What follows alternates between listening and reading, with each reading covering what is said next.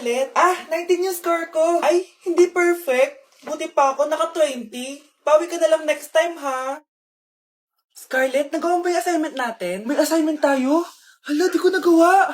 Huwag mo nang sasabihin kay mama. Sige, di ko sasabihin.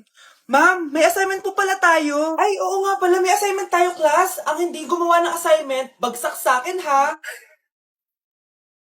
Bida-bida talaga tong si Samantha. Okay, class, sinong iboboto niyong president? I nominate Scarlett, ma'am. Ako? Di ako papayag. Dapat ako yung maging president. Go, Scarlett, kaya mo yan! I nominate myself because I believe na mas responsible ako. I believe na hindi ako nangungupit ng class funds. Iboto niyo ako dahil matataas ang mga scores ko. Iboto niyo ako dahil hindi ako nangungopya para lang tumaas ang score. Ako ba pinaparinggan mo? Mukhang may natamaan ata. Congrats, Scarlett. Deserve mo maging president. Gagawin ko yung best ko. Good morning, class. Hindi na papasok si Samantha. Ha? Ano nangyari? Ang balita ko, nag-drop na siya dahil sa sobrang pressure sa nanay niya. Palagi siya pinapagalitan kapag hindi perfect yung score niya. Nagalit din yung nanay niya nung hindi siya nanalo ng president. Kaya, na-depress talaga siha. Kawawa naman pala siya. Anak! Ano to pinagpo-post mo sa Facebook, ha? Bakit po, Nay? Nagmumura ka dito, oh. Sabi mo, tang-ina, laro. Yan ba yung mga nalalaman mo sa school? Biro lang yun, Nay. Wala akong pake. I-delete mo to kung ayaw mo laruin ko yung mukha mo. Sige po, Nay. A few moments later. Wow, ang ganda naman ng outfit ko. Picture nga ako. Anak, ano naman itong pinost mo? Bakit ang ikli na shorts mo? Ang ganda ko dyan, no, Nay? Akala mo kinaganda mo yan? Ang pangit. Baka bastusin ka ng mga lalaki. Grabe ka naman, Nay. I-delete mo yan! Next time, magpajama ka na lang. Yung tago lahat, pati mukha mo. Wow! Thank you so much, Mommy! You know that I love chicken nuggets! Ay, di pala chicken nuggets to. Pero sarap. May day ko nga. Ano? Ano na naman to pinost mo sa Facebook? Yung niluto niya po, Nay. Shinare ko lang sa Facebook. Itlog lang, ipapost mo pa? Hiya ka naman. Dapat pinapost mo yung mga masarap na pagkain. I-delete mo yan. Lahat naman pinapadelete mo. Tapos may nagko-comment pa sa post mo, sabi nila, ang pangit ko daw. Deserve. Alam mo, i-delete mo na lang yung Facebook mo. Tama na. I-delete mo na para tumimik na yung buhay ko. Kung wag ka kaya mangyalab, sigurado tatahimik buhay mo. Akin na yung phone mo. Ako na lang magdi-delete. Bakit kita i-delete kung pwede naman kitang i-block? Hindi mo na makikita yung mga post ko. Eto, utang. Nay, napapalo po kayo, Nay. Ano ginagawa mo? Tinatahi ko yung bibig mo para manahimik ka na. Nay! Nay! Ang gwapo naman niya, Nay! Pwede ko ba siyang jowain? Sige anak, wait lang. Hoy ikaw, jojowain mo ba anak ko? Kapag tumanggi ako, baka anong gawin niya sa akin? Jojowain! So tayo na? Wow! Gising na siya! Ang pala mo nandito sa bahay. Nay, wag yun please. Alam mo, bilib din ako sa'yo eh. Wala na nga tayong makain, nagpabuntis ka pa. Buti pa yung anak ni Rosa, pag-aaral ay natupag. Nakakawalang gana. Yan, umalis ka. Diyan ka magaling. Kasalanan mo to. Sinira mo yung future ko. Ate, please, tigilan mo yan. Walang kasalanan yung bata. Hindi! Dahil dito, galit sa akin si nanay. Kaya dapat mawala na to. Ate, wag. Ate. Anak, kain ka na. Nay, sorry anak ha sa mga sinabi ko. Hayaan mo, babawi ako sa'yo ha. Thank you, Nay. Nay, sumasakit yan ko. Nay. Oo, yung pinag-usapan natin ha. Hihintayin ko lang mga anak tong babaeng to. Pag nabigay ko na yung bata, ibigay mo na agad yung pera sa akin ha. Balak ibenta ni nanay yung anak ko. O anak, okay ka lang? Walang hiya ka, Nay! Ang sama mo! Akala ko, totoo nagbago ka na. Pera pa rin pala yung nasa utak mo. Abay, bakit? Wala ka nang pakinabang dito. At least yung anak mo, mapapakinabangan ko. Wala ka namang papakain dyan eh. Napakasama mo! Lalayas na ako sa impyernong to! Sige, lumayas ka! Sino tinakot mo? Tignan natin kung saan ka pupulutin. Hello, Bes. Hello, Bes. Kilala mo ba si Edward? Oo, Bes. Siya yung ama ng dinadala ko. Mayaman pala sila, Bes. Gusto kanyang makita kasi gusto niyang panagutan yung baby mo. Talaga? Oo, Bes.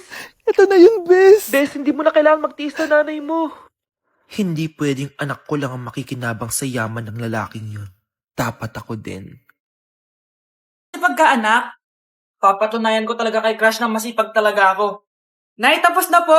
Ay, tapos ka na, anak. Nakikita mo ba yung mga kalat dito? Pwede ka bang magwalis? Magwawalis, Nay? Di ba masipag ka, anak? Opo, Nay. Nay, tapos na po. Pwede ba kikuha nga yung mga sinampay ko sa labas? Pwede ba pakilaban yung mga damit natin? Di ba kunin yung kalderong hinram ng kapitbahay natin? O, di ba ang sipag niya? Alam mo, dapat araw-araw ka nandito. Oo nga po, tita, ang sipag niya. Sige po, araw-arawin ko po yung pagpunta dito. Grabe, ang taba-taba ko na talaga. Anak! Ano po yun, ma? Tandaan mo, simula ngayon magda-diet na ako. Wow naman, ma! Kaya mo yan! Go, ma! Tsaka ma, si kuya pala may dalang cake kanina. Pero baka bukas na lang ako mag-umpisa ng diet. Nasaan ba yung cake, anak? Nandun po sa ref, ma. The next morning. Yes! Day 1 ng pagda-diet. Anak, konti na lang talaga kakainin ko ngayong araw. Good luck, ma! Tsaka pala, may birthday sa kabilang bahay kina Aling Rosa. Punta ka daw. Ano? May birthday sa kapitbahay? Ayun ako, bukas na lang ulit ako magda-diet. Ang sarap-sarap ng spaghetti doon. Bye-bye, anak. Sige, ma, bye-bye. The next morning. Yes! Day 1 na talaga. Final na talaga. Konti na talaga yung kakainin ko. Wala na makakapigil sa akin. Good morning, ma! Ma, may dala palang lechon si Papa. Gusto mo ba? Ay, naku, anak. Diet ako. Hindi na. Hindi na ako magda-diet. Tikpan. Bata? Walang yung batang yun na. Iniwan ako dito. Pinaglalaroan lang ata ako. Uwi na nga ako. Hi, Scarlett. Gulat ka naman. Paano ka nakapasok dito sa bahay namin? Tara, hanapin na natin yung kwintas. Saan ka ba kasi pumunta kahapon? Bigla ka nawala eh. Hindi ko din alam eh. Oo, tara, hanapin na natin yung kwintas mo. Yay! Anong kulay ba kasi yun? Kulay silver yung kwintas. Silver. Kanina pa ako naghahanap dito. Parang wala naman silver na kwintas dito. Bata? Iniwan na naman ako.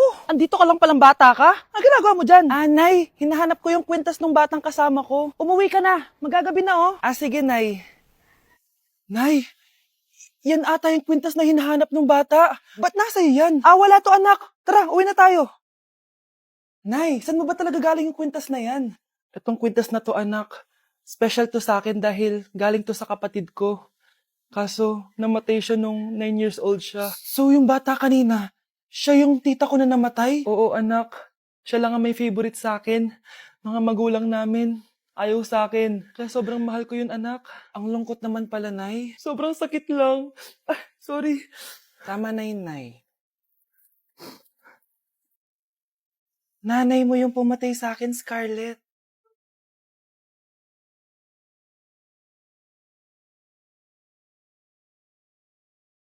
Anak, may bisita ka. Sino po, Nay? O anak, napano ka? Ba't parang nakakita ka ng multo? Wala, Nay. Ma'am, kamusta naman po yung anak ko sa school? Isusumbong ko si Kyle sa inyo, ma'am. Ma'am, bakit? May ginawa ba siya? Yang anak mo kasi. Ano po, ma'am? Napakagaling, oo. Masipag at matalino yan sa school, ma'am. Opo, tama, Nay. Buti naman. Akala ko kasi kung ano na ginagawa nito eh. Kaso ano, ma'am? May mga kailangan lang ako itanong sa inyo, ma'am, kung totoo ba tong nasa test paper ni Kyle. Patay ako nito. O sige, ma'am. Unang tanong, anong pangalan ng nanay mo? Susan, ang sagot niya. Tama ba, ma'am? Tama naman, ma'am. Pangalawa, ano ang trabaho ng nanay mo? Ang sagot niya, housewife. Tama ba? Oo, ma'am, tama. Okay. Pangatlo, ano ang gustong ginagawa ng nanay mo sa'yo? Pinaglulutuan, binibigyan ng baon. Tama ba? Oo naman, mahal na mahal ko yan si Kyle.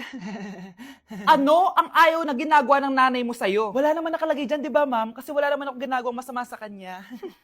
Ang nakalagay dito ay palaging inuutusan. Pinapalo ng hanger, Anay!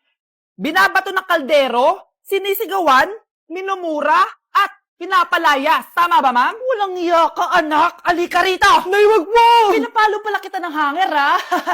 Halika rito, matatamaan ka sa akin! Nay, test paper lang yan eh. Ma'am, kumalma ka. Kumalma? Kasalanan mo to eh. Ikaw una matatamaan sa akin. Sabi ko na kalalayas na ako eh.